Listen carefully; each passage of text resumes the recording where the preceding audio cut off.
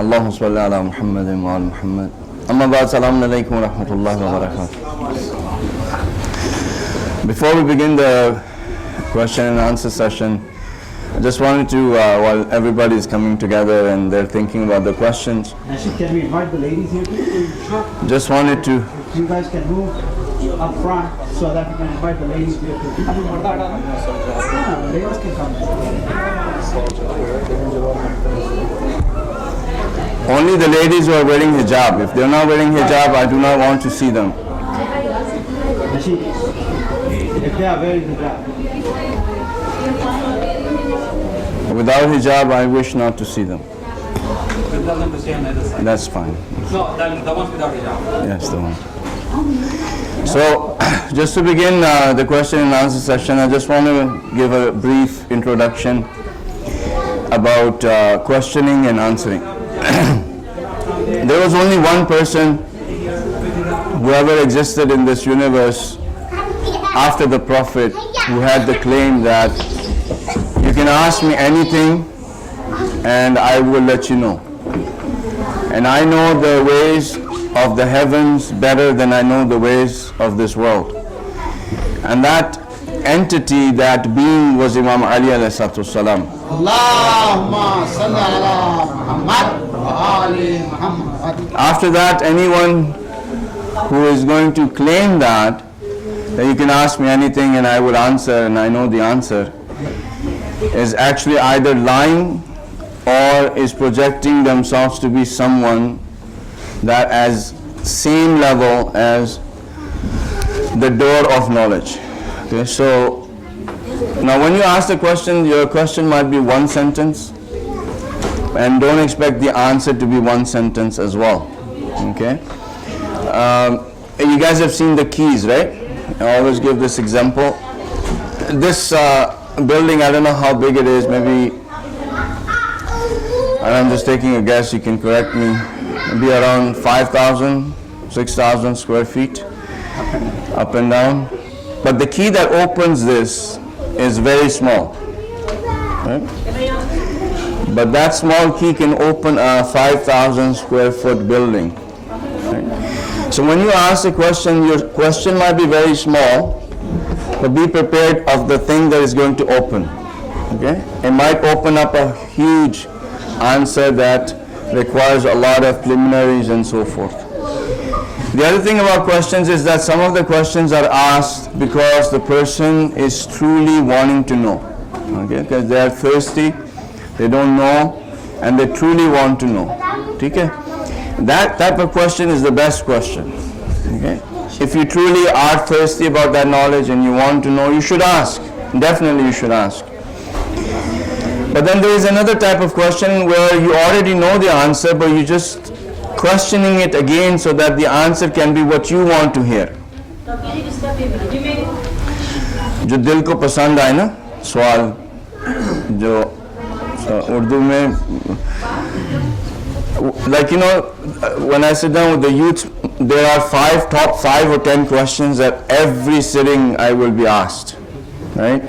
Standard हो जाते हैं सवाल हमारे. तो उसकी वजह ये होती है कि, you know, the youths keep on asking the question, is music allowed, is music allowed, is music allowed? The reason why they keep on asking and they ask everybody is because they want to listen to music. They just want that answer that somebody can tell them that yes, music is allowed and you can listen to it. Okay? That type of question has no value. It's just waste of time, and, you know, there's no ibadah, there's no deen, there's no worship, nothing like that.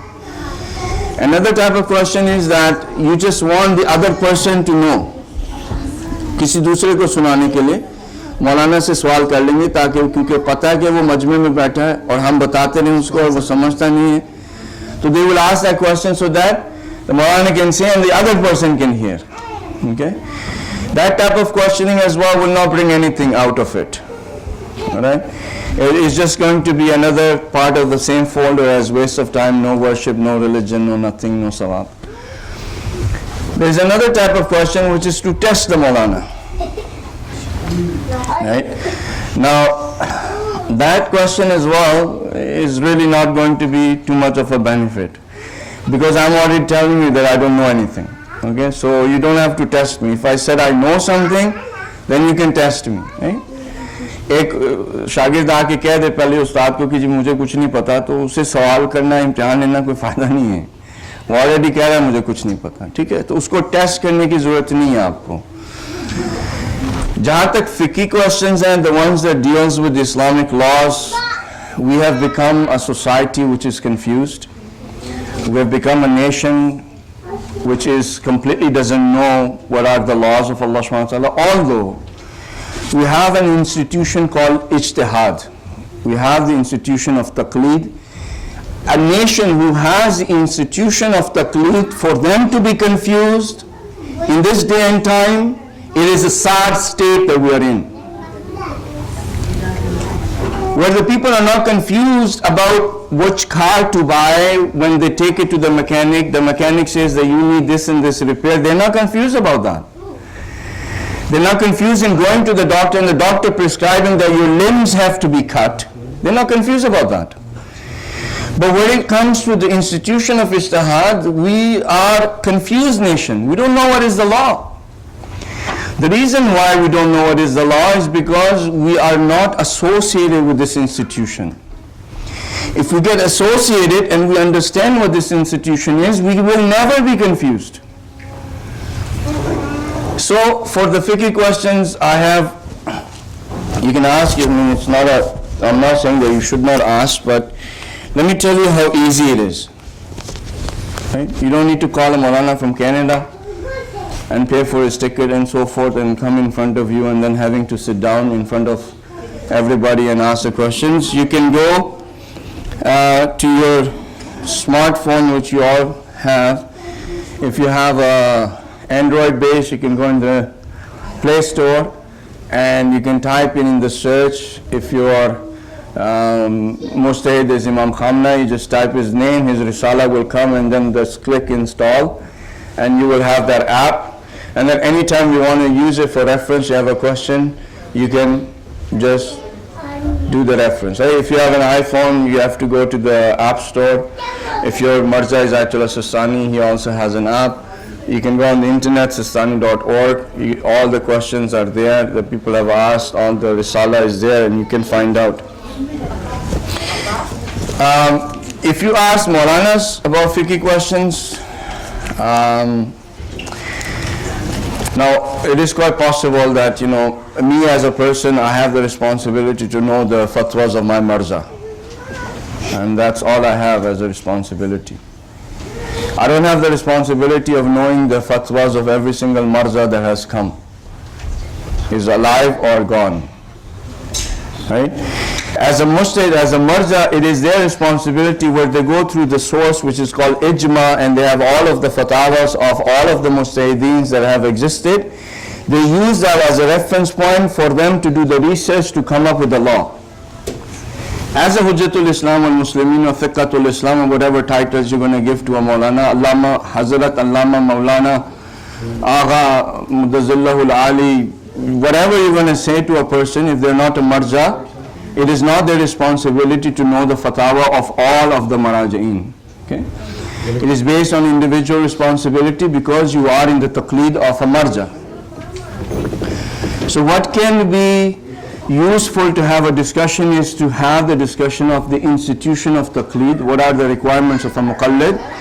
What are the responsibilities of a muqallid? It is important that we discuss that. We've become people who are going away from taqleed. Instead of coming close to it, we're going away from it. And the harm is only for us, is for our kids. No one is going to benefit out of that. होते ना कि लोग कहते हैं जी मेरे ख्याल में तो ऐसा होना चाहिए, मैं तो ये समझता हूँ. आपको किसने डिग्री दी है कि आप ये समझते हैं? आप किसी डॉक्टर के पास जाकर के मैं तो ये समझता हूँ कि जी मेरे तो जो है वो जिथ्रोमाइसिन आप प्रिस्क्राइब करें. आप कभी कहते हैं उसको जाकर? अगर कहते भी हैं तो डॉक्टर कहता है भाई अगर आप खुद डॉक्टर हैं तो फिर दवाई ले लें. आपको मेरे से पूछने की क्या जरूरत है? What is the need? Why do you have to come to me? तो दीन जो है वो ख्याल का दीन नहीं है हमारा. दीन हमारा ख्याल का दीन नहीं है. ख्याल के अफसाने के दीन बहुत सारे हैं, लेकिन वो इस्लाम नहीं है. हमारे दीन में क़यास नहीं है. You know what qiyas is? Derivation. For example, a Sunni alim was asked, he said that a person asked him, he said that, why is it that we cannot eat the meat of a pig? He said, because in the time of the Prophet, they used to go for battles and the meat of the pig makes you thirsty. So therefore, it was prohibited that you don't eat the meat of the pig, because the water was not readily available and so forth. So the person replied, he said, now you have water everywhere. You have water everywhere, so now why should somebody not eat the meat of a pig? He had no answer. Because that was based on derivative. Qiyas किया था उन्होंने. Qiyas हमारे दीन में नहीं है, हमारे मज़हब में qiyas नहीं है. Our religion has ijtihad. Okay? And what that is, and if you don't know, it is the responsibility of every individual who is present here, if they are not a marja, that it is their responsibility to go and find out what ijtihad is, what taqleed is, what is that institution. Okay? Alright? So this was just the introduction for the beginning of the question and answer session. If you're going to start a loud salawat, then somebody can bring me water, that'd be great.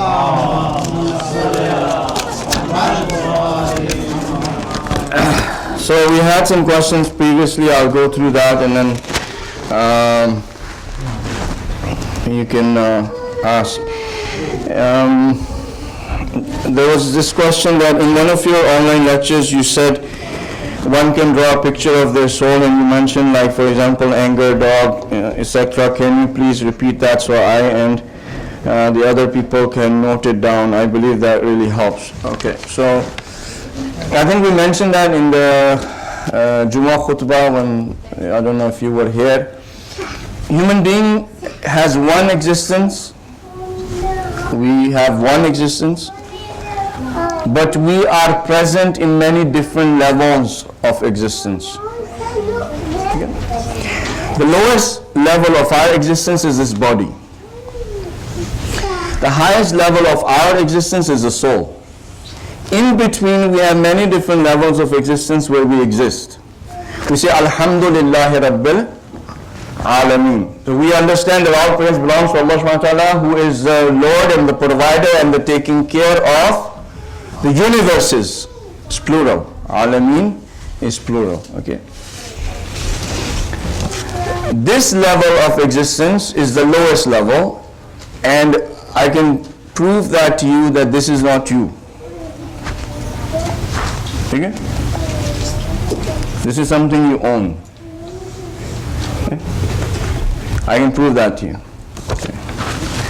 This is the proof. What is this? Question and answer means I cannot ask you a question? No, I can. What is this? Glasses. Whose glasses are these?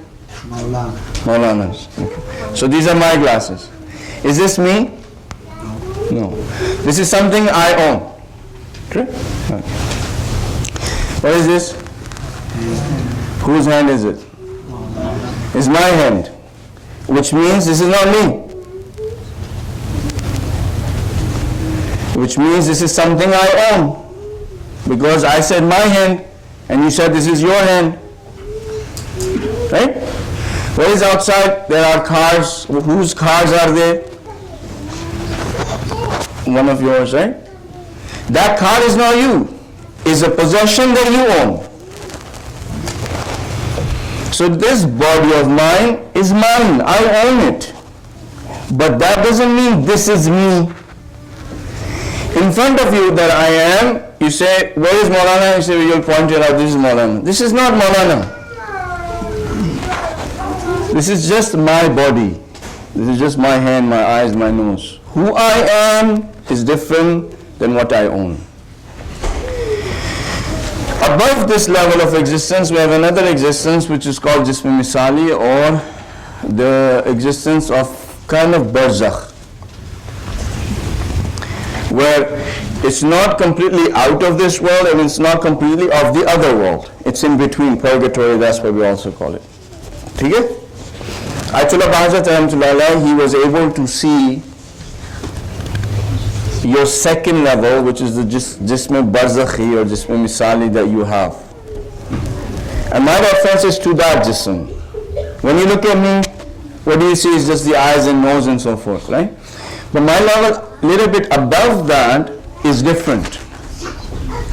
And that level is based on my habits. When he used to look at people, what he would see is what they have made themselves to be.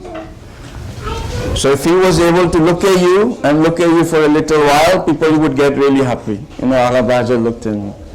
They'll be like coming and telling everybody, you know, happy, oh, Agha Bahjat looked at me and he looked at me for a little while. And he had a smile on his face.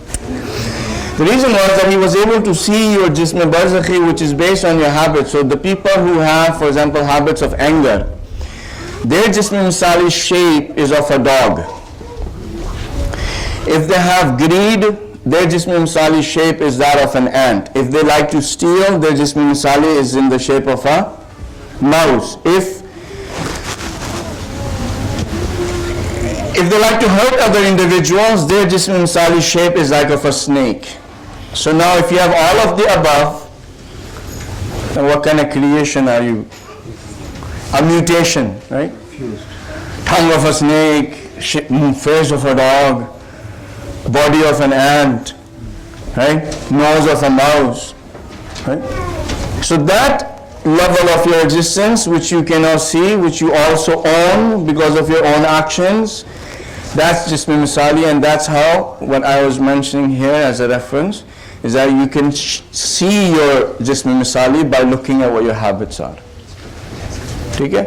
On the day of judgment, all of these curtains are going to be lifted. So if I have made myself to be in the shape of any of those animals that are distinctive on that instinct, this is how I'm going to look at that level of existence. Okay? So I think that was that. If you can read aloud salawat. So that is done. If the Maulana recites a dua in namaz and you do not know it, can you recite a dua that you know? That's fine. That was an easy one. Right? You can. Okay. I can make it more complex, but I won't. It would be mustahab, it would be recommended that you follow the dua that the Maulana is doing, but if you do not know, you can recite any dua.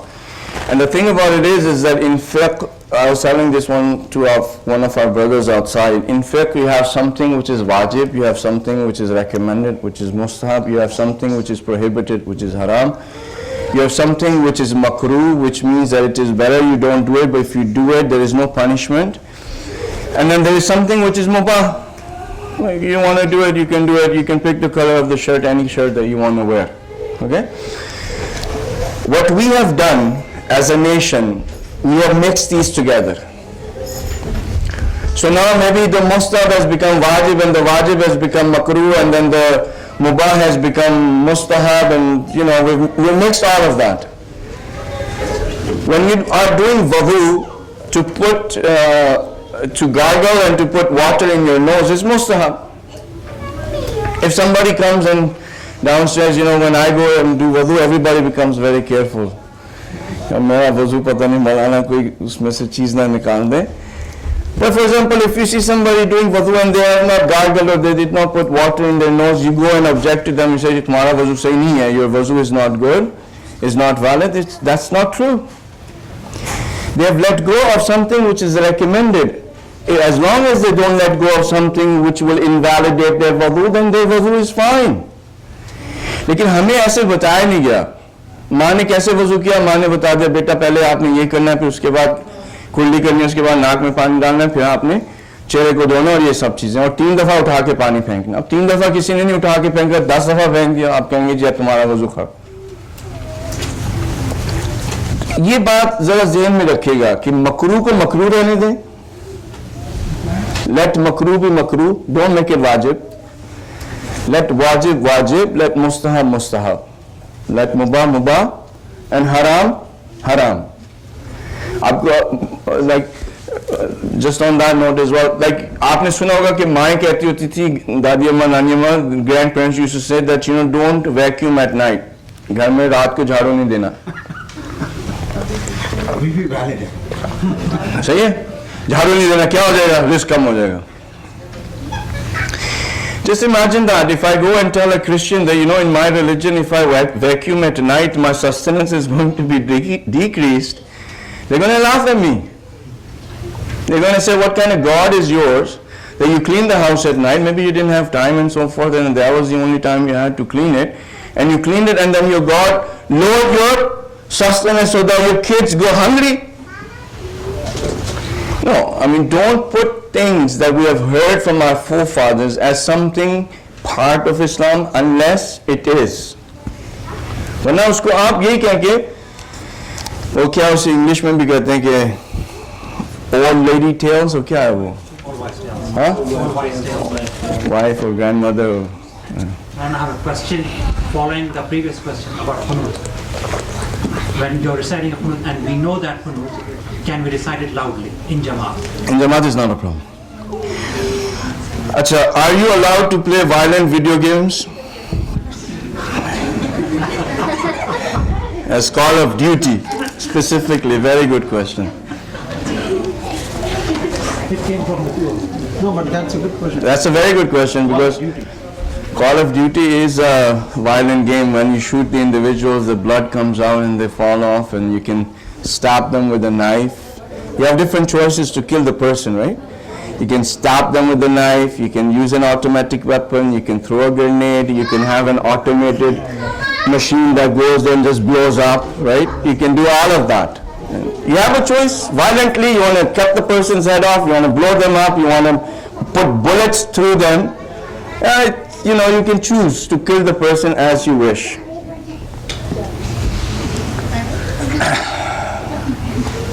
The effects of a violent video game are not apparent right away. Okay?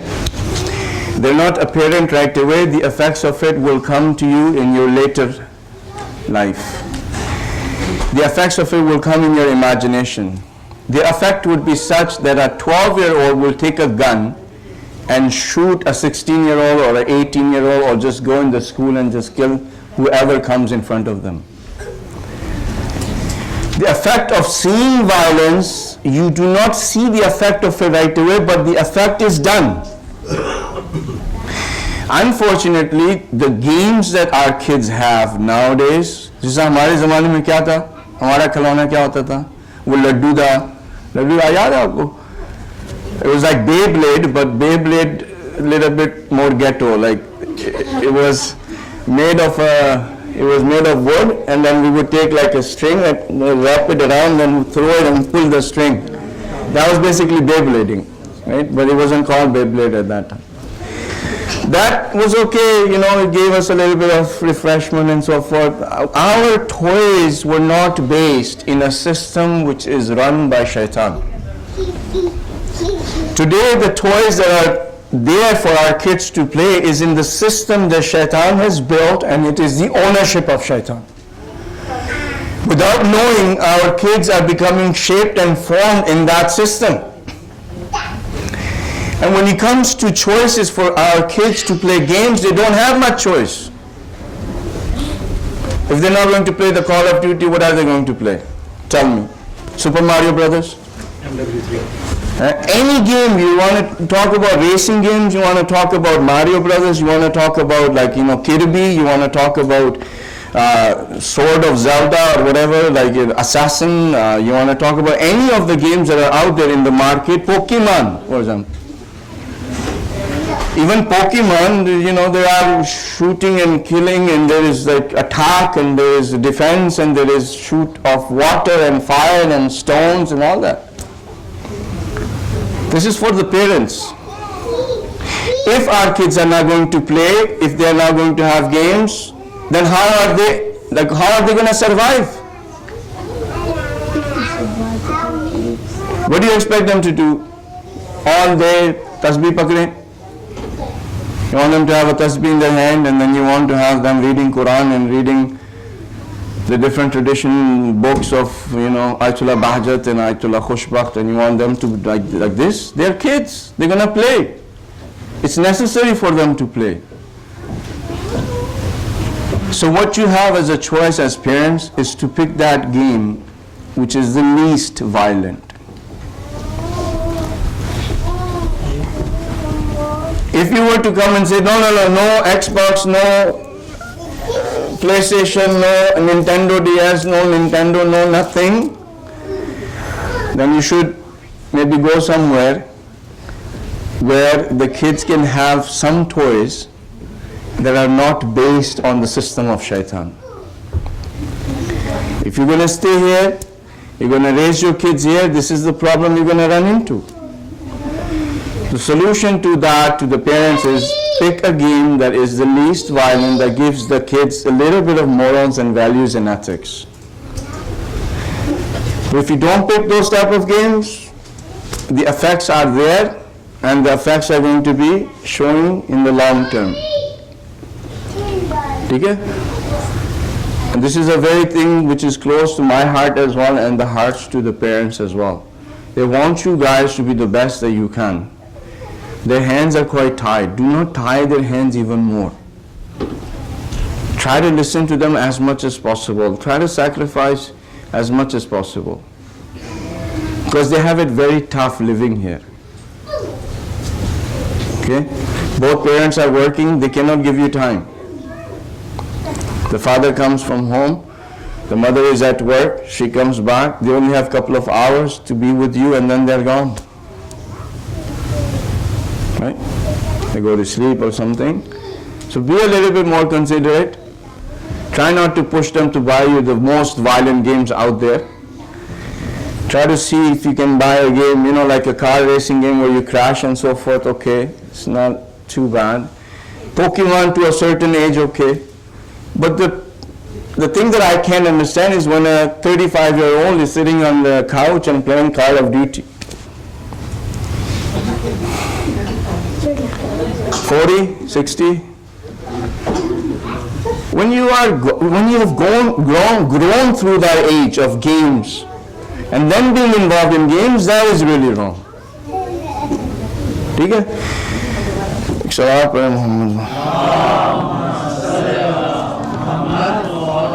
What is the importance of praying namaz on time? That in itself, the question has the answer. Everybody should know. Right? Okay, I give you a time. I'm going to give you a time. You're going to be in this center, okay? Okay? Telling you to be here at 4:33. Yeah, 4:34. I want you to be at 4:34. Right? Right. If you don't come at 4:34, what happens? Is this good? Yeah? You miss something, and the other thing is that I told you to be here at 4:34 and you did not listen. Allah subhanahu wa ta'ala wants you to meet you at 4:34, and then you show up at 5, you show up at 6. Is that good? It's not good. A Muslim used to come at work always late. Okay? Aisa hota hai. He used to come always late, and the employer said to him one day, he said, I don't understand how you can be late. I said, what do you mean? I'm an employee. He said, no, but you're a Muslim. What I know of your religion, that in your religion, time is so important that if you pray 1 minute after the time has gone for namaz, your namaz is invalid.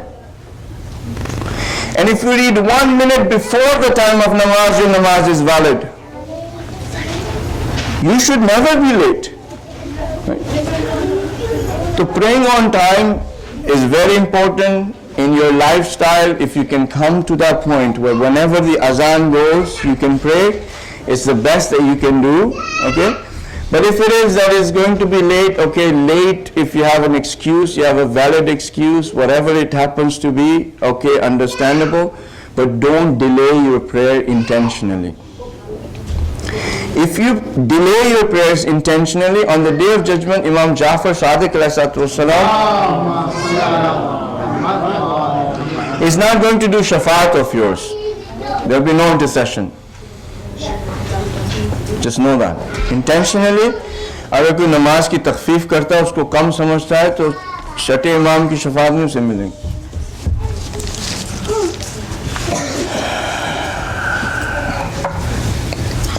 If a Muslim is in an important place, airport, work, and there is background music, are they allowed to hear it? Background is okay, it's not a problem. But when it is background and you hear it and you like it, there is a problem. You're in the elevator, the music is playing, it's like, in your heart, you say, okay, I didn't put this on, right? I'm in the elevator, I didn't put the music on. But you're listening to it and then you start on the beat of that music and start enjoying it, then there is a problem. Okay? You know the music is haram, right? You guys should know that, right? Music is haram. The person who's listening to music, they're putting an iron rod which has been made to become red, and they're putting it in their ears. You know the headphones you guys have? I had some in my pocket, but I don't have it now. You know the headphones you put in your ears? Just imagine those are iron rods that have been made hot, that they become red, and you're putting it in your ears if you're listening to music. हमारे अब ये ज़रा बड़ों को मैं बता दूं, आपके लिए भी मौसीकी हराम है. ये नहीं है, it's not that it's only for the kids, for the adults as well. Unfortunately, our forefathers, they grew up with the Hindus. And in the culture of Hindus, music is part of their culture and religion. And they got so used to it, then they transferred it into their next generations. And now we have come to the point where music seems to have become part of us when it is not. Okay? Music is not part of us. One thing they say is that the music is the food for the soul. It's not. Okay? Soul food. It's not food for the soul. It might be food for your body.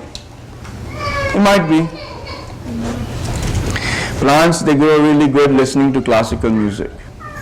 The chicken, they give good eggs if they listen to like classical music. They've done research like that there are certain type of music and the beat and the rhythm that it is really good for plants and for animals. But you're not a plant, neither an animal. Yeah. What about the nasheeds that you make with Yusuf Islam or Cassidy? Right, so as far as the nasheeds are concerned, some of them are really borderline music, but in the libas of Islam it has been placed.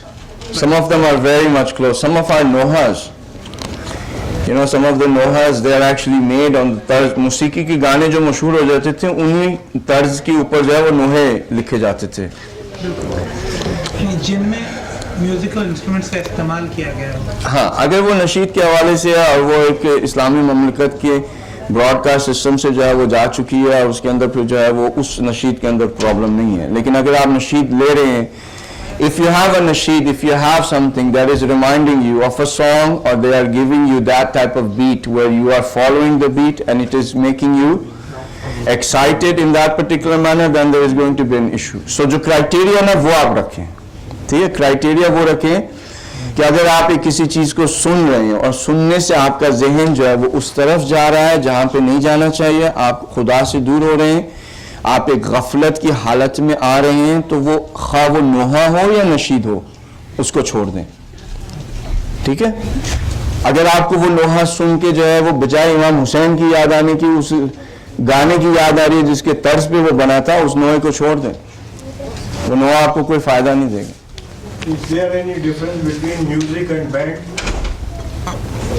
All countries in their national anthem they have a band. Yeah, band and music is quite different. So at the time of war, you can have, you can have drums that will make the soldiers that are there to become more motivated and have a certain level of excitement go up in them so that they can fight. In those cases, it's not an issue. But reference to, the hip hop, the Jay-Z's and the 50 Cent and all the pop music that our kids are into. And the funny thing is that they want to be like them. They listen to those artists and they want to be like them. They make their haircuts that way, they dress up that way. They think that they're cool because they look like Britney.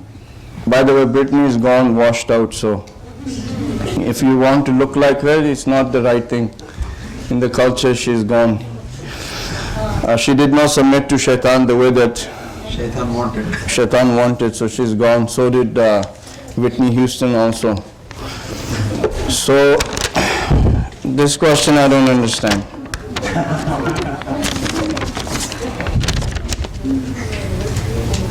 I could try to understand, but I don't. So. एक सलावत पढ़ दो Although this question seems like the creation of this universe, I think they're asking whether Allah created the universe in 6 days or 7 days or when it was created. But we won't, it'll be too long to answer, so we won't.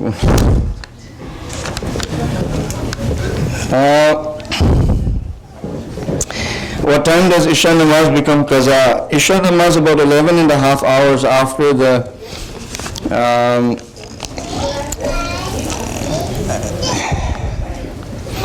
thing about midnight is that you have to calculate midnight, okay? So in different places, midnight is going to be different, all right?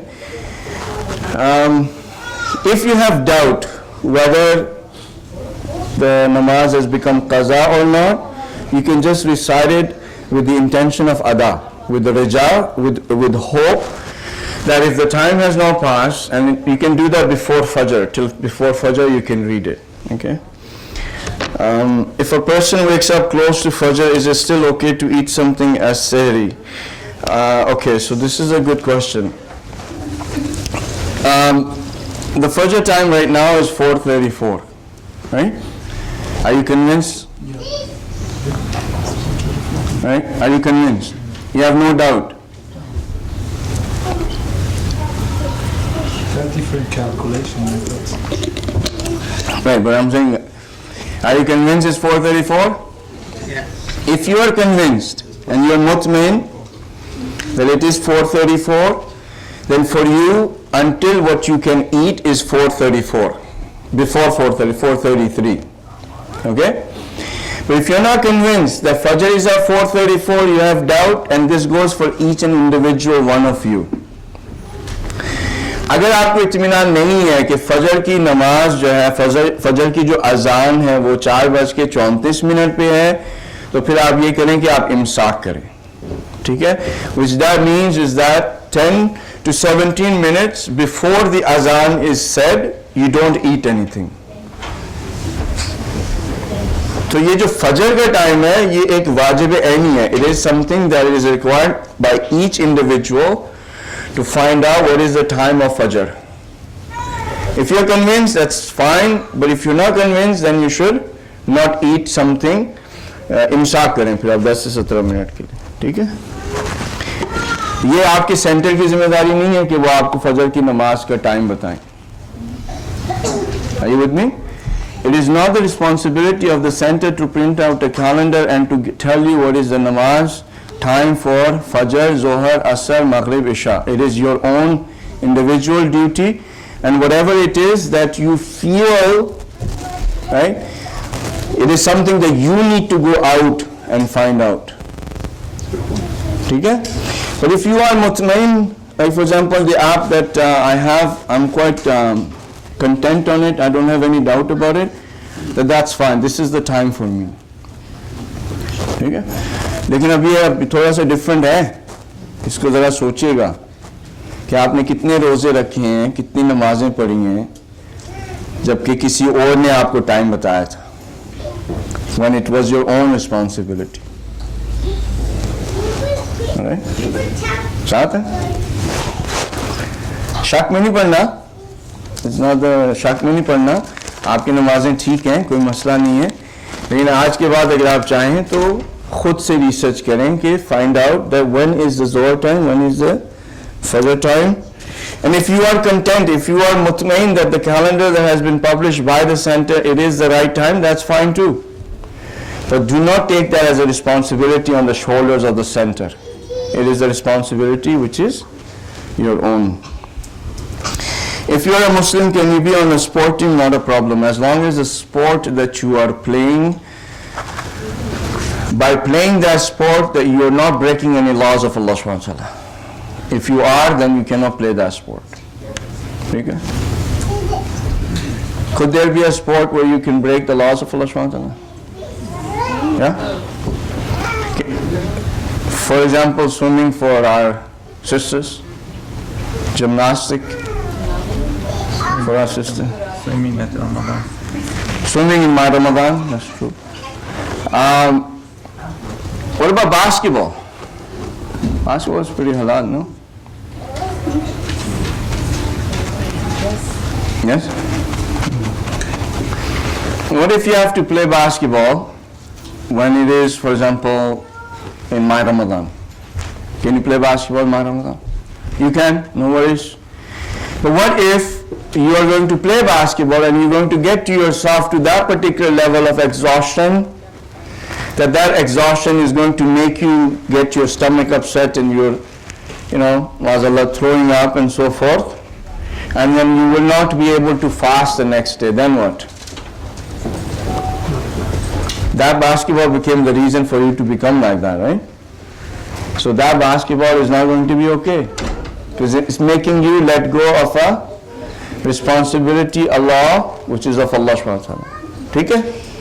So sports is not a problem. You can play any sport as long as the sport does not break the laws of Allah subhanahu wa ta'ala, and as long as that sport is not done like a crazy person.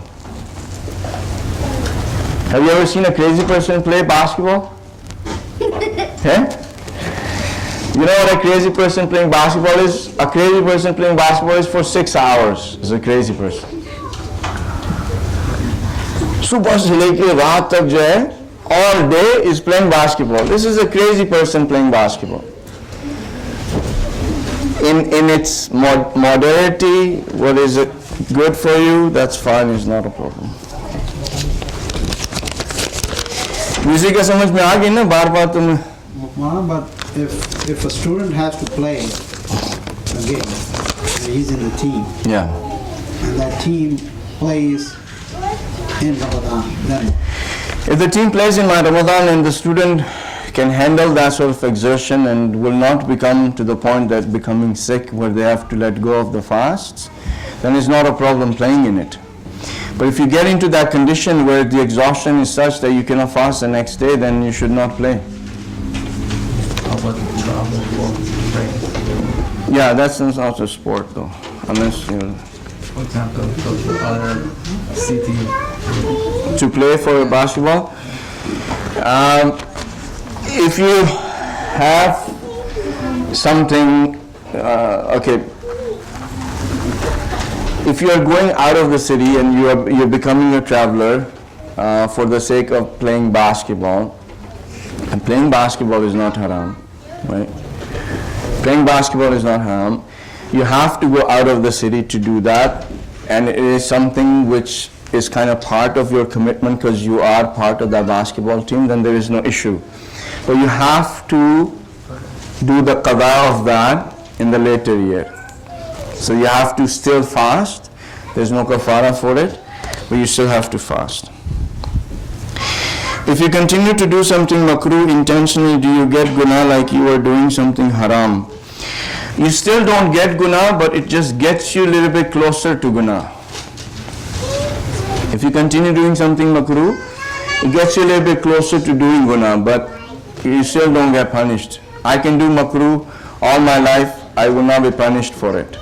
But if I'm doing something makruh all my life, I'm getting closer to doing something which is haram. Okay? So it's better to let go of something which is makruh, but it is not wajib, and if you don't feel that you have the strength to be able to let go of that makruh, then don't take more burden on yourself than you can handle. Okay? For example, some people they go so much in makruh. अब क्या है कि for example, what would be classified as makruh? For example, becoming a kasab. What is kasab? Butcher. Butcher is makruh. Being a butcher is makruh. Okay? So if you are a butcher all your life, there is karahat in it. Okay? But if in the community there is no butcher that can give you halal meat, then it is wajib kafai on the whole community to have one person become a butcher. Right? So a lot of the makruh as well, depending, you have to, that's why you have ijtihad, that's why you have marza, where you can go and ask them and become really clear about it. Another thing which is makruh, I'll tell you, and then we'll move forward. Employment is makruh. Being an employee of someone is makruh. साथ है? नौकरी करना कराहत है उसमें, हराम नहीं है भाई, ठीक है? हराम नहीं है, नौकरी करना मकरूह है, तिजारत करना मुस्तहब है. To do business, it is recommended. Right? So if you have two choices, you want to do naukri or you want to do tijarat. Naukri is makruh, tijarat is mustahab. If you do not have a choice and you have to do naukri, you have to be an employee, okay, you do it. But keep that in mind that Allah subhanahu wa ta'ala does not want you to have that state of mind of an employee to an employer, where you start considering that person as your master. Okay? He wants you to have that state of mind where I am your master, where Allah subhanahu wa ta'ala is your master. And when you do business, you know that no one else is writing the paycheck but Allah subhanahu wa ta'ala.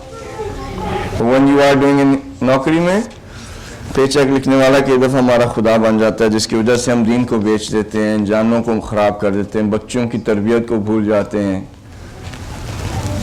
उनको वो चीज़ें नहीं देते जिसकी वजह से उनको अपने फ्यूचर में जो है वो मदद मिलेगी. ये मसला हमारे साथ हो जाता है. एक सलावत पढ़ेंगे मोहम्मद वाला.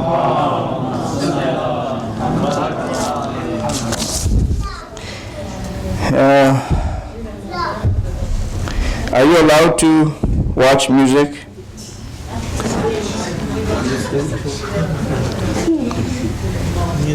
Are you allowed to watch music so it is muted? What did I say? It's always about music. It's always the youths wanting to know, and it's just very sad. I want to cry right now, but I can't. But it's muted though. Yeah, it's muted though, right? You know, Allah subhanahu wa ta'ala said one time to a nation that do not fish on Saturday. Okay, it's haram for you to fish on Saturday. You know what these guys did?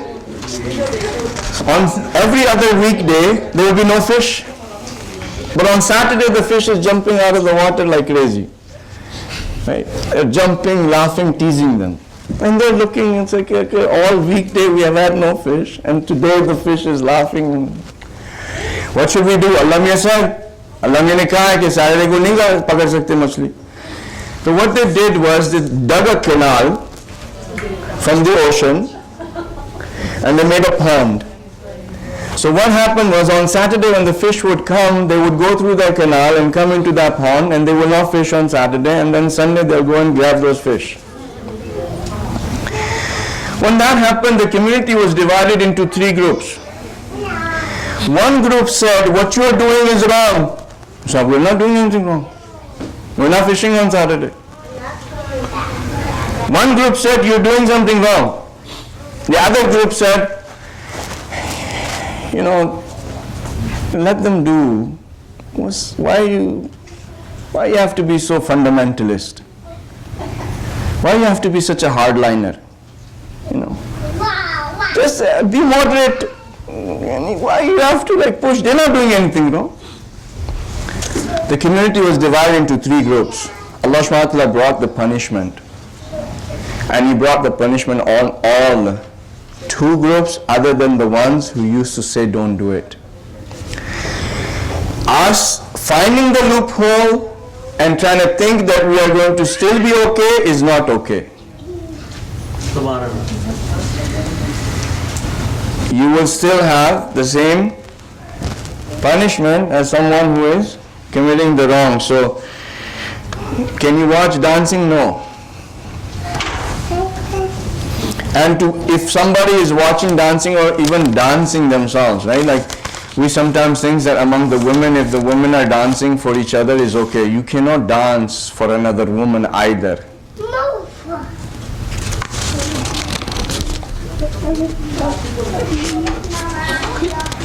Okay? It's like, okay, it's just us men, so let's all just dance for each other. It's not okay. तो India Pakistan में शादी के मरासिम में जो नाच गाना होता है इसके बारे में क्या है? हराम है। मुख्तलिफ रस्मात में गाया जाता है। हराम है।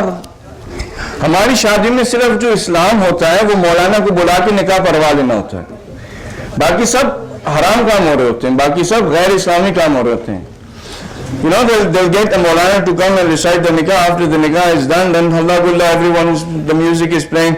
If it's Shia, they will maybe read Hadith Qissa in the beginning, and then after reading Hadith Qissa, they will have Maulana come and recite the nikah for the individuals, and after the Maulana has recited the nikah, they will have the dua that may Allah subhanahu wa ta'ala put the love of Bibi Fatima, Imam Ali and Bibi Khadija and Rasulullah and so forth, and then have them a good progeny that are going to be the slaves and the sons of the 12th Imam. And then after that dua is finished, the music is playing, everybody is dancing, and all that wedding has nothing to do with Islam. और उसके अलावा mix gathering क्या है, यानी वो ख़वातीन ने जो है वो मेकअप किया हुआ है और सुर्खी पाउडर सारा कुछ तजम्मुल घर में कभी नहीं करेंगे। घर में अपने हस्बैंड के लिए वही जो पुराने कपड़े 20 साल पुराने वो पहन के घर में होंगे। जब शादी में जाएंगी तो ऐसे ऐसे कपड़े, जी मुझे ये ला के दो, 2-3 हज़ार के जोड़े किसके लिए पहन रहे हैं? ताकि दूसरी देखे और कहे कि देखो भाई इसका मियाँ कितने पैसे कमाता है। तो जम्मुल अगर बीवी करे अपने हस्बैंड के लिए करे, मुस्तहब है।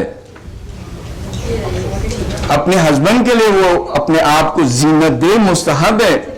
घर से बाहर निकल के किसी और के लिए जीनत देना हराम है। पाउडर सुर्खी लगा के गोटे वाले कपड़े पहन के पता भी नहीं लगता कि दुल्हन कौन है इनमें से। मुश्किल हो जाती है। ये इस्लाम नहीं है। This is not Islam. Mix gathering के अंदर जाना भी हराम है। That's a good question. Is it haram to smoke in Islam?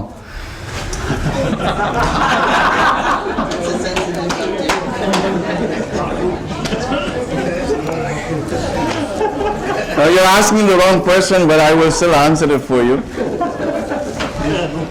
The ones who have been smoking previously, they are allowed to smoke. The ones who are starting now, it is haram for them. Okay? Now, the thing about it is that even this actually kind of leads into a very good thing right now, which has become a fad कहते हैं, क्या उसे कहते हैं? It's a craze right now about hookahs.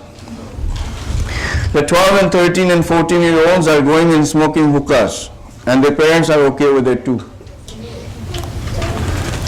Right? Hookah is the same thing. You have tobacco. If you don't have tobacco, whatever that they're burning, you become addicted to it. It has a lot of harmful effects where kids have died smoking hookah. Okay? So for the youngsters who are thinking about smoking, you're not allowed to smoke. For the old पुराने पापी जो हैं वो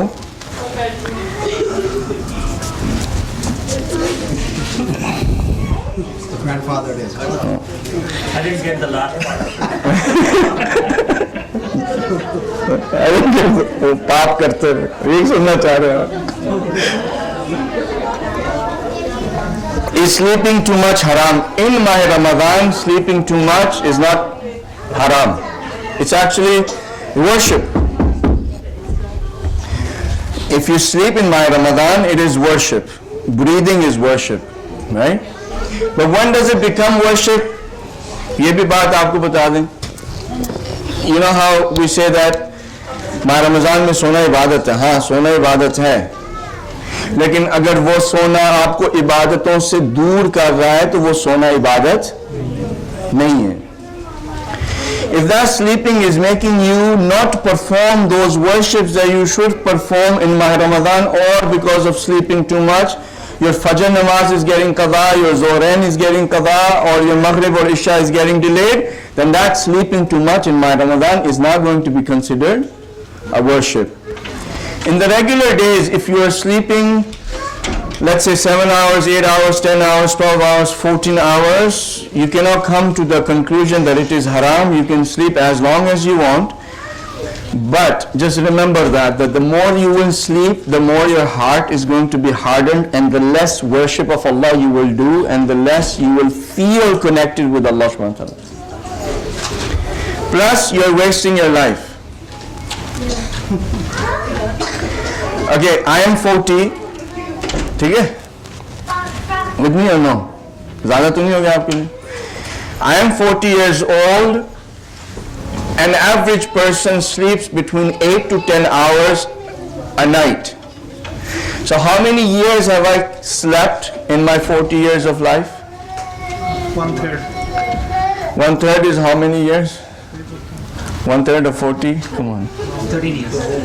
13 years I've been sleeping. I tell you right now, okay, everybody's ready? I will tell you a way to increase your life. Everybody is crazy about that, right? Everybody is wanting to prolong their life, and they want to live a healthy life, and they want to have more of their life. Well, okay, very easy to increase your life. Out of those 13 years, sleep less. Your life would increase. खुद बहुत बढ़ जाएगी ना? अगर 13 सालों के बजाय मैं 10 साल सोऊं या 8 साल सोऊं या 9 साल सोऊं तो मेरी तो जिंदगी बढ़ गई. Sleeping between 3 to 6 hours is okay. Imam Khomeini rahmatullah, may Allah subhanahu wa ta'ala bless his soul, because we are in debt to him. He used to sleep about 3 hours and 45 minutes. If he slept like we do, 8 to 10 hours or 12 hours, do you think he would have been able to accomplish what he did? No, right? Any great person that you are going to find in history or even alive today sleeps less. And that is why they are able to achieve a lot more than others. Salawat padhe Muhammad.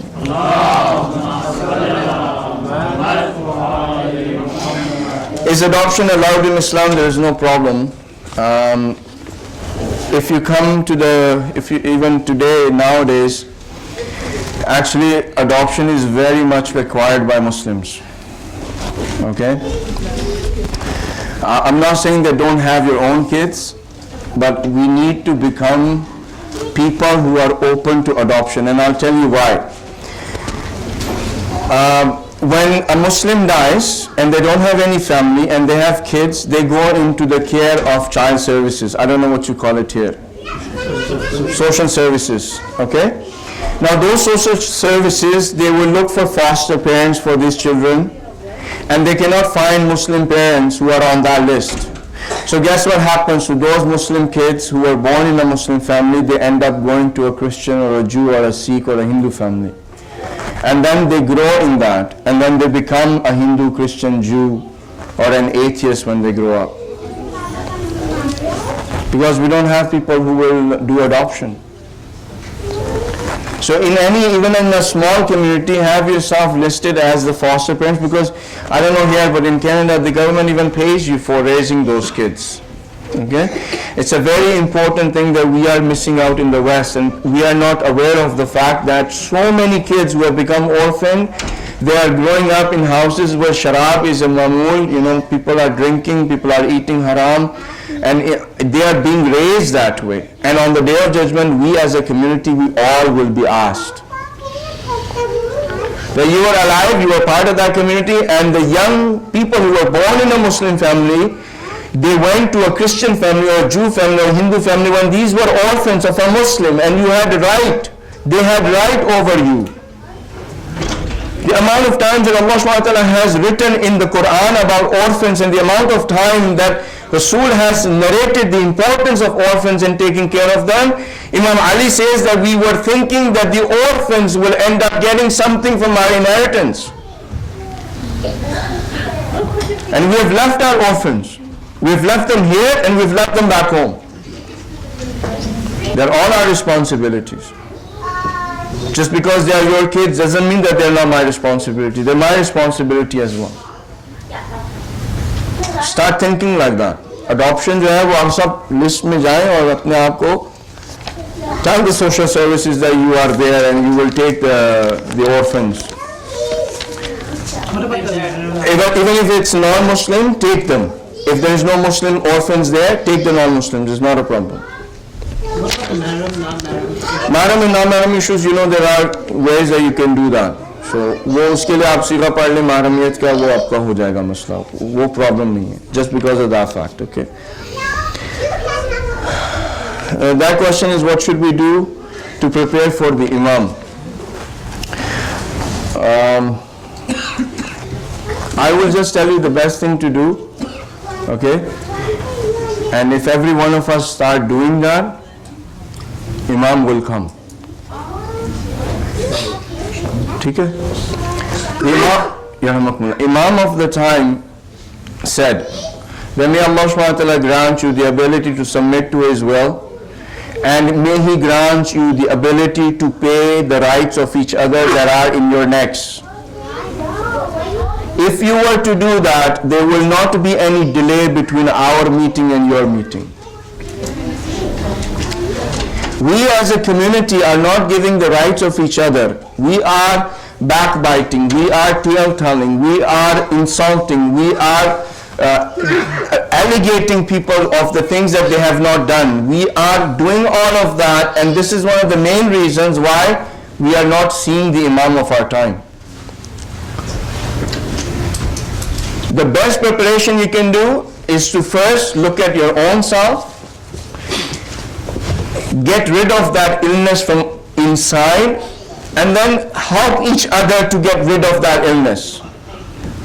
हमारे दरमियान में अमर bill मारूफ और मुनकर ख़त्म हो गया. हम देख रहे हैं बहनों ने जहाँ पहना नहीं हुआ, सेंटर में हम आते हैं, देखते हैं कि जहाँ पहना नहीं हुआ, लेकिन कोई कहता नहीं है उनसे कि आप हिजाब पहने. क्यों नहीं कहते? क्योंकि वो जी डर है कि वो आगे से कुछ हमें ना कह दें.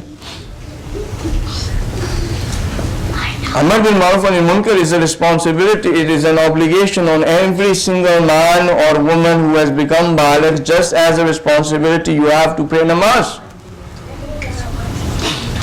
You cannot let go of that responsibility. We need to do that. We need to help each other. We need to bring everybody closer so that, and अच्छा unity के हवाले से बात अगर मैं कर दूँ, unity is required in this day and time. But it is not required just to compromise on your principles and then have everybody united. This unity will not help you in any way. Unity has to be on principles. Unity without principles is of no use. आपके example दें, आप अगर 10-15 बोतलें यहाँ पे, bring about 30 bottles, I don't know how many we are, let's say we bring 60 bottles, and we all put them like this in this room. And we say that everybody is united. Is everybody united? No. Just because these two bottles are sitting next to each other, that is not unity. What would be unity is that if you were to take one big vessel, a big huge tank, and take all of the water that is there and pour it in that big huge vessel, that there are no barriers, that they're all one. Still, if there are 1,000 bottles like that, you will say there are 1,000 bottles there. not one unit. Just because of the fact that you have all of these people come together, that's not unity. Unity would have been shown on Friday when we had the rally for Quds, if you were united.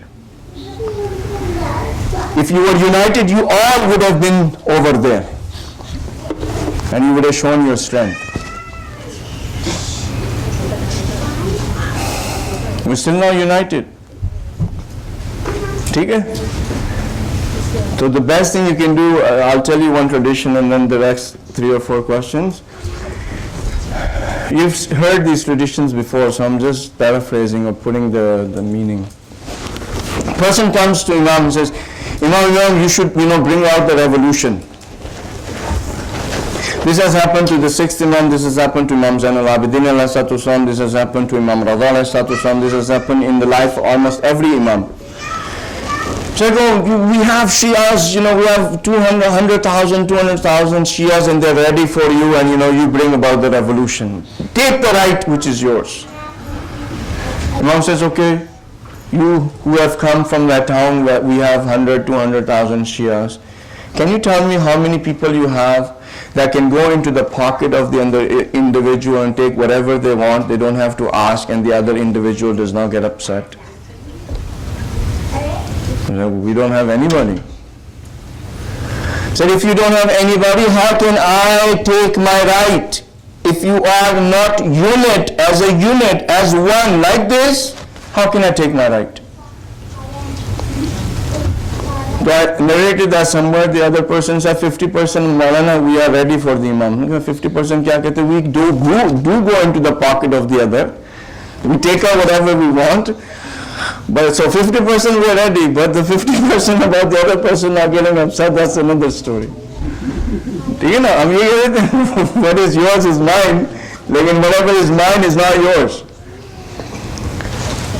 The best thing you can do is give the rights of each other, do amar bil ma'ruf wa nahy anil munkar, make yourselves ready spiritually, purify yourself, love each other, be ready to give lives for each other.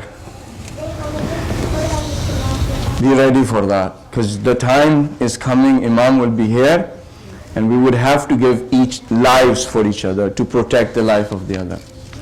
Have that strong of a bond among yourselves. Can you recite Allah Salawat?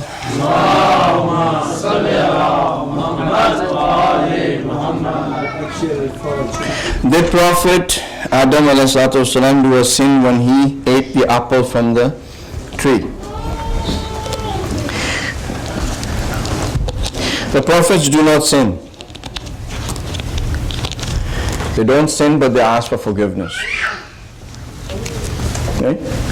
They don't sin, but they ask for forgiveness. Just like Imam Masumin, they have asked for forgiveness of Allah subhanahu wa ta'ala. Just because of the fact that someone is asking for forgiveness does not mean that they have sinned.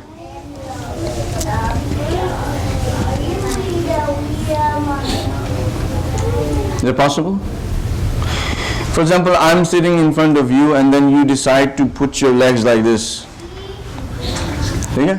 Is that a sin? No. Your legs are tired. You want to stretch them? Go ahead. Somebody comes, an elder comes and says, what are you doing? In front of the Maulana. You are stretching your legs.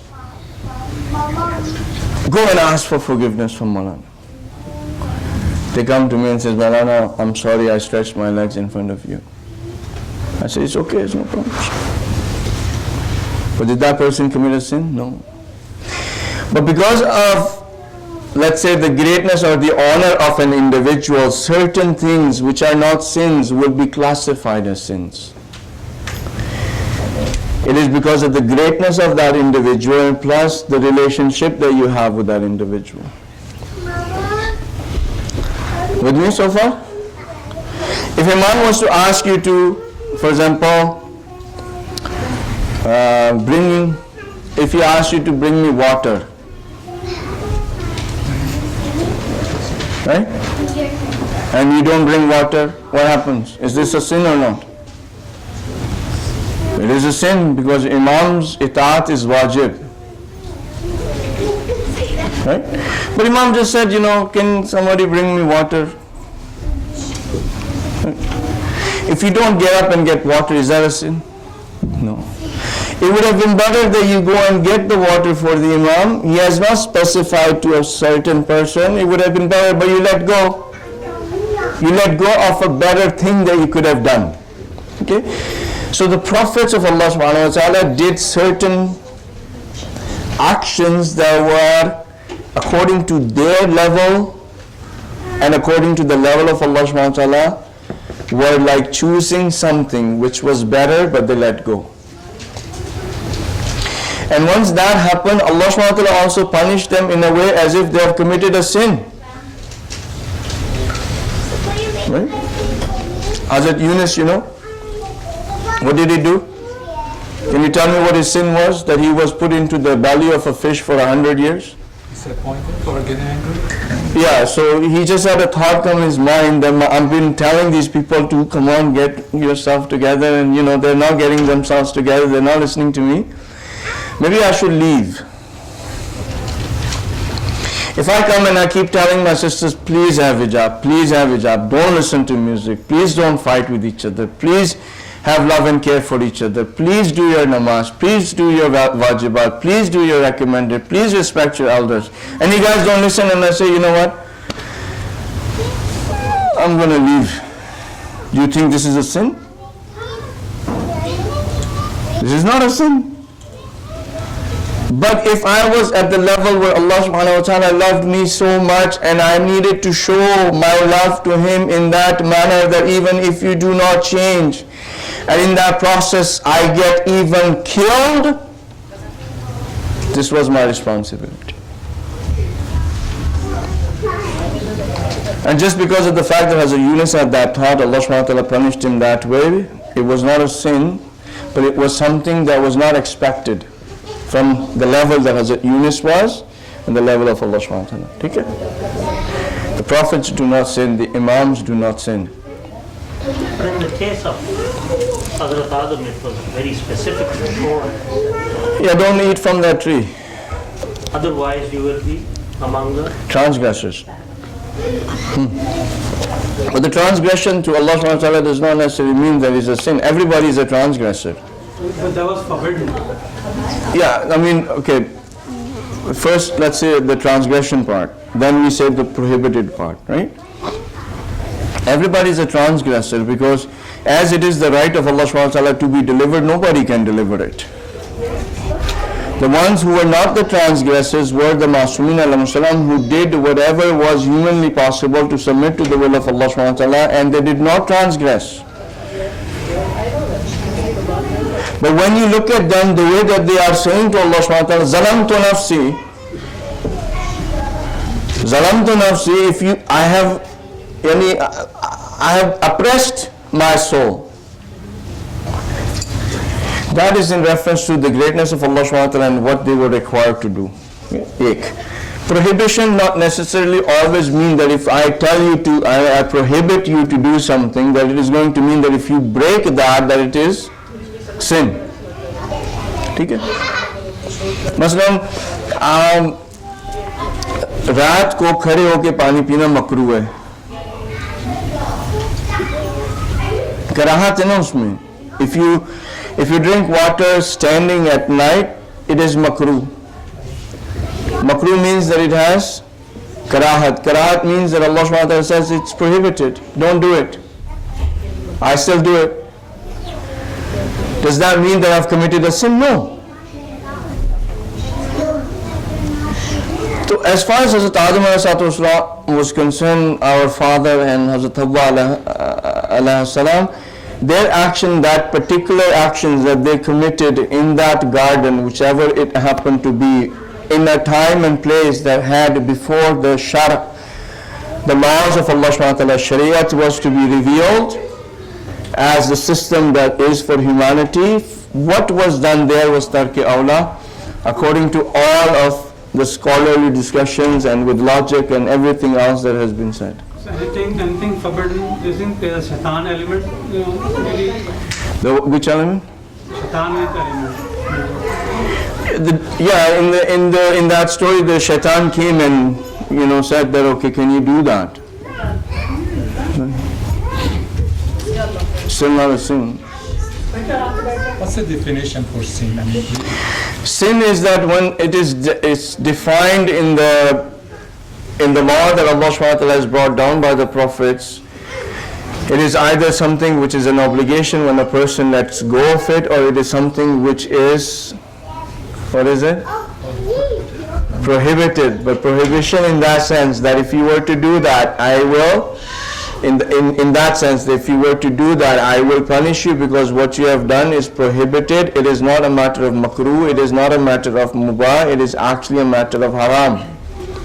I'm specifying it, and that law has been delivered to you by the prophets. Okay? So if you break that law, it is a sin. Also, there are different degrees of sins. Gunahan Kabira is over 60. Ayatollah Dasghaib Shirazi Rahmatullah has identified all of them, and Gunah Kabira is something which when a person commits, there is a guarantee specifically in Quran or Hadith that you will have punishment. Okay? So in that particular sense, the definition of sins is very vast. The sins that Imam Jafar Sadiq is asking for forgiveness is not sins, it's another category, and we are not being biased about this. What's the big deal if I say that Hazrat Adam committed sins? I'm not being biased about it, right? Although he's my dad, right? But just because he's my dad, Islam does not say that, okay, just because it's your dad and your dad has committed something wrong, that you try to justify it. It's not that case.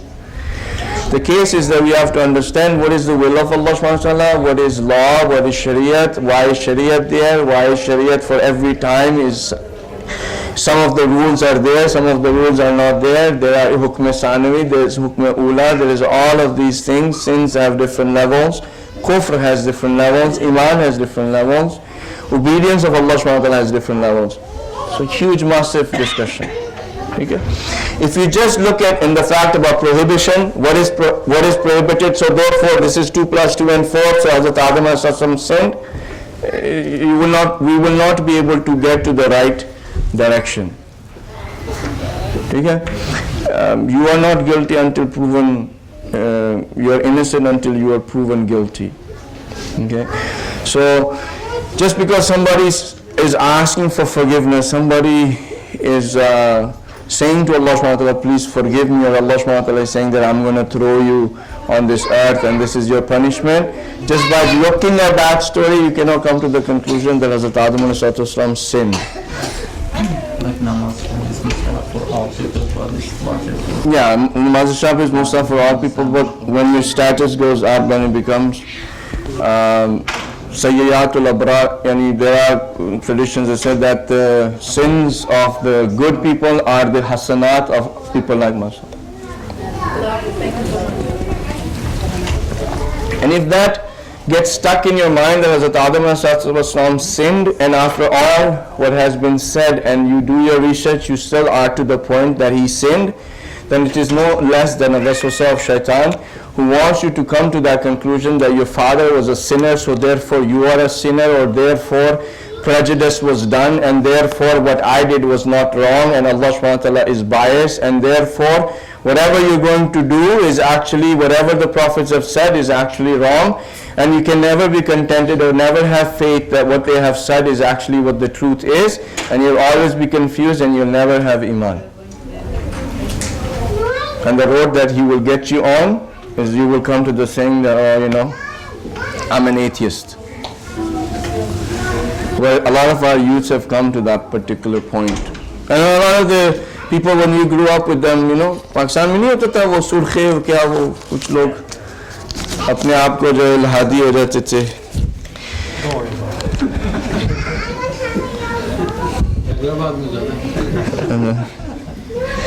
After Imam Hussain, where did the Zulfikar go? The Zulfikar is in the hands, or is the property of our 12th Imam. Is namaz shab necessary to do in Ramadan? It's not necessary to do in any months. It's not wajib, but it is highly recommended. And in the month of my Ramadan, it's even more recommended. Okay? And one thing I think this was a youth that wrote it. if you're still thinking about it, do it right now. I'm not saying that's necessary, but if you are a young person, start doing your namaz-e-shab now. Because what will happen is, when you get to be my age, it will become your habit. Doing worship out of habit is no good either, but not doing any worship without habit is also not good. Okay? So if you can become that way, it will be wonderful. And we need, we need a dua that is done by a youngster in namaz-e-shab. It has so much level as if Imam Ali praying and a regular person praying. Zameen Asman ka fark hota usme. So if any of my youths are reading namaz-e-shab, remember me, my name is Hasan Mujtaba Rizvi, or I can tell you my full name is Sayyid Hasan Mujtaba Ali Rizvi. So just remember me in your prayers.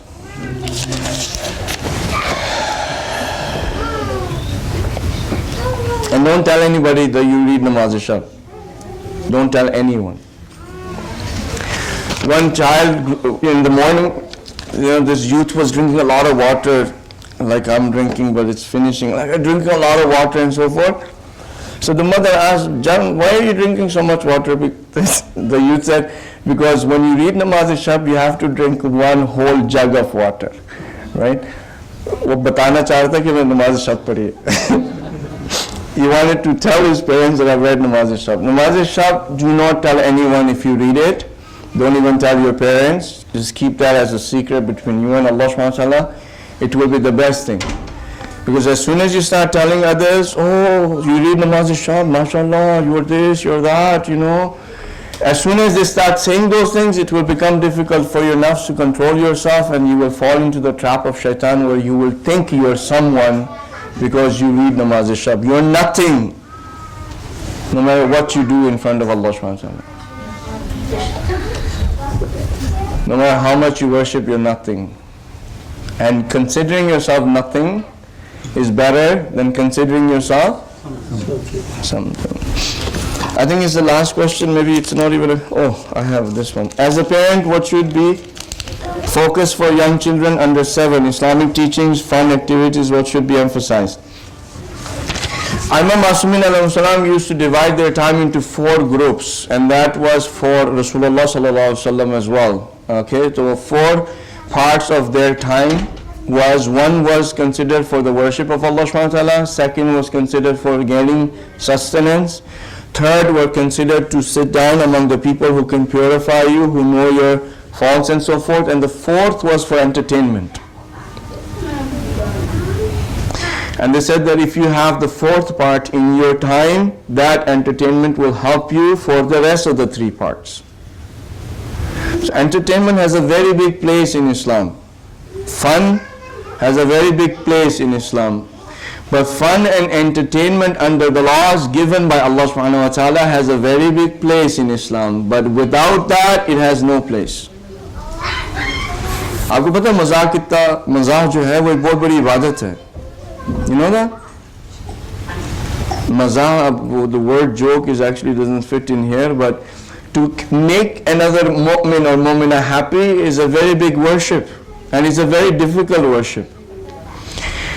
The Rasul baite, Imam Ali baite, you guys have heard of that. The Prophet and Imam Ali are sitting down with other people and they're having dates, right? So the Prophet would eat the dates and then put the pit in front of Imam Ali eat the date and put the pit in front of Imam Ali. After a little while, there was a good pile of pits that were in front of Imam Ali, and then the Prophet said, Imam, itna na khaye, itna aap kha rahe, don't eat so much. Imam said that, at least I'm not that hungry that I'm eating the pits as well, because you have nothing, right? आप तो गिटली भी खाई जा रहे. One of the reasons why Imam Ali ﷺ was told that you cannot be the leader of the Muslims is because he always had a smile on his face. And they said that we need somebody serious. We don't want somebody who has a smile on his face all the time. Imam says that the nishani, sign of a mu'min is that he always or she always has a smile on their face and their huzn and their misery and their stress and their distress inside of their heart. Who had more misery and distress than Imam Ali? And always he would have a smile on his face. Imam Ali's image in your minds is no smile. Imam Ali's image is sword, zulfiqar, shalab, hit, all of that. Imam Ali, his face used to glow, would always have a smile, and people were attracted towards him. When a person becomes more religious, they start smiling less. And people think that because they're smiling less, they're more religious. No. Smile is a gift for others. It's not your own gift. Are you with me? Smile is a gift for others that you should give. Your own misery and so forth, you can keep it inside of your heart, but give the gifts that is required. Okay? So entertainment is very good, maza is very good, having a smile on your face is very good, having fun is very good, but all has to be in the boundaries of Allah subhanahu wa ta'ala. If it is, it's worship. If it's not, it is sin. Our maza is such, we make jokes on the expense of others. No? You are so fat. You know how the jokes they start, right? Or you are so tall, or you are so short. या वो पता है जिस एक हमारे भी होता था मजाक की यानी जो तरीका हमारा मजाक का है वो हमने सीखा किन से है how we learned how to make jokes. We've learned it from the British, we've learned it from the Hindus, how to make a joke. We haven't learned it from Ayman Masumi. A Hindu will make a joke based on creed, zaat ke upar. And this is how we do. We have jokes about Sikhs, we have jokes about Punjabis, we have jokes about Urdu speaking, based on creed, zaat ke upar. दूसरा type जो British है, it will make, he or she will make a joke to like a condescending matter to make you feel low because of their arrogance. If you learn how to have fun and how to have entertainment, it could be taking a walk. I love taking walks. And the people that have stayed with know that. I love taking walks. When you walk, and especially if you walk in the snow, it is so entertaining. It's lovely. -20 Celsius, snow is falling down. The whole universe just quiets down when it snows. You cannot hear anything. All you hear is the footsteps that you're making. It's so relaxing. It's entertaining.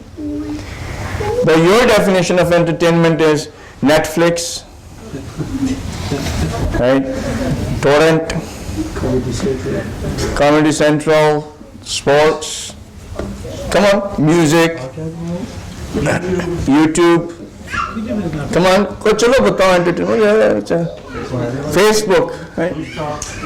Loose talk, Ghibat is pretty entertaining. Ghibat is very entertaining. Tale telling, you know what he did? क्या किया उन्होंने? तुम्हें नहीं पता? उन्होंने तो ये कर दिया। नहीं ये कहा तुम्हें? उन्होंने ये कहा मुझे? हाँ। अब वो मजा आ रहा है ना मिर्च मसाला लगा के सारा जो है वो. What else is entertainment? Listen to me very careful. Unfortunately, may Allah subhanahu wa ta'ala forgive us and give us the strength to get out of this.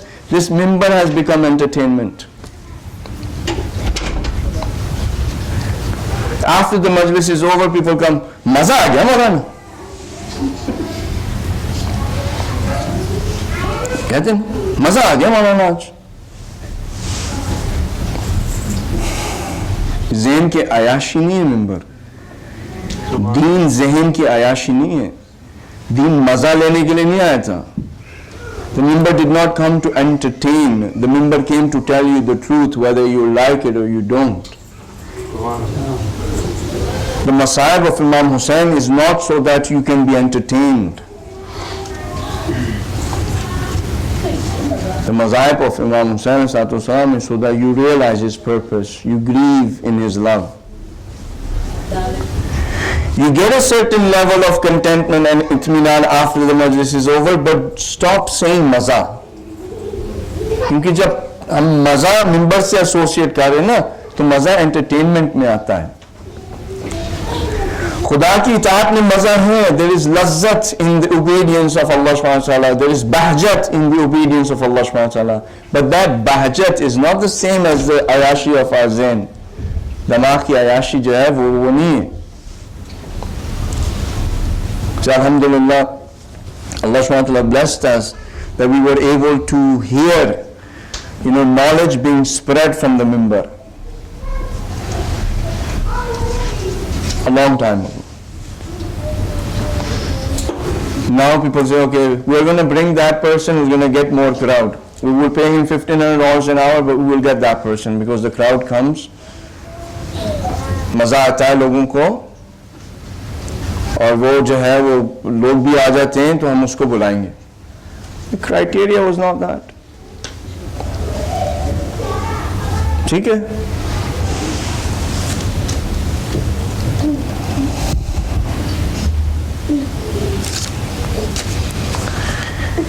So inshallah Allah subhanahu wa ta'ala will give us the opportunity to submit to His will. In His submission is true pleasure, that may Allah subhanahu wa ta'ala give us the opportunity to taste that. May Allah subhanahu wa ta'ala allow us as a community to grow as a community.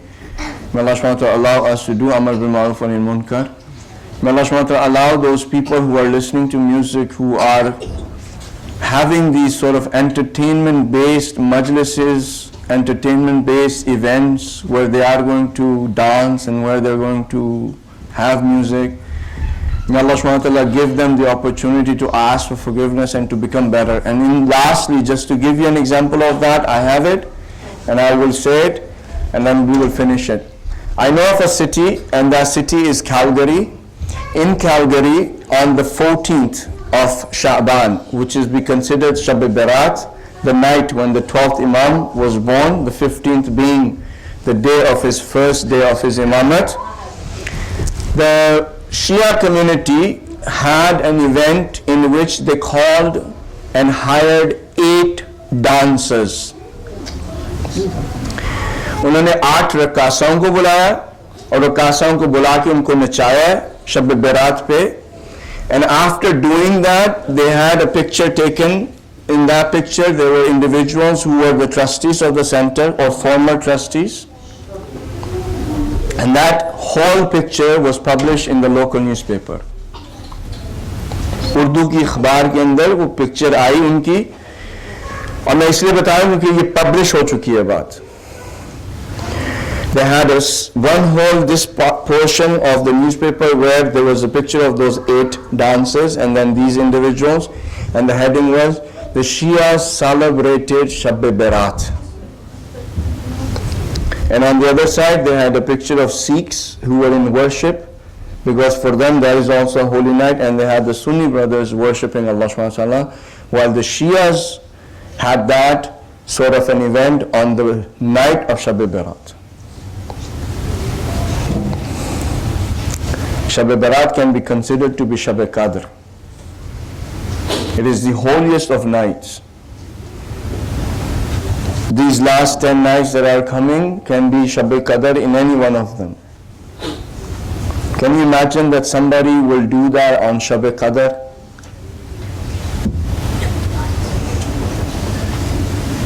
May Allah subhanahu wa ta'ala curse those individuals who do that. May Allah subhanahu wa ta'ala, if they cannot be guided, may Allah subhanahu wa ta'ala increase in their punishment. May Allah subhanahu wa ta'ala, if they can be guided, may Allah subhanahu wa ta'ala give them the guidance, and if they cannot be guided, may they be punished on the day of judgment with the utmost punishment, who have joked with Allah subhanahu wa ta'ala, who have made themselves to become a source of embarrassment for the Imam of our time, who are a source of misguidance for others, who have become the reason why the Shias are classified as individuals who have nothing to do with religion. May Allah subhanahu wa ta'ala make the coming of our Imam as soon as possible so that the revenge of the blood of Imam Hussain can be taken from those individuals who are following the same principles of Yazid and the enemies of Imam Hussain salam, and may that we are on the right side when Imam comes. Bismillah ar-Rahman ar-Rahim. اللهم صل على محمد وعلى محمد اللهم كل وليك الحجة ابن الحسن صلواتك عليه وعلى آبائه في هذه الساعة وفي كل ساعة وليا وحافظا وقائدا وناصرا ودليلا وعينا حتى تسكنه أرضك طوعا وتمتعه فيها طويلا برحمتك يا أرحم الراحمين.